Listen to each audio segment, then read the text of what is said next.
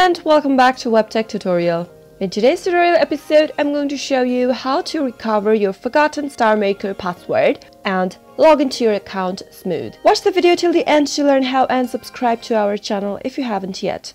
Press the bell icon so that YouTube will notify you whenever we post a new video. First, go to StarMaker application from the app drawer and from the home page, tap on the login button. Tap on more ways to sign in with email or phone number. To recover your forgotten password, tap on email, enter your email address first, and tap on the next button. Now, you'll need to enter your password. Since we don't know what the password is, tap on forgot password. On the next page, an email has been successfully sent to your email address. Open the mail and simply tap on reset password. Now, enter a new password for your StarMaker account. Verify the password by typing it again. After you're done, tap on reset. You have successfully reset your StarMaker password. Now, go to StarMaker and log in direct. Now, enter your password you created and tap on login. And you have logged in successfully to StarMaker even when you have forgotten your password, and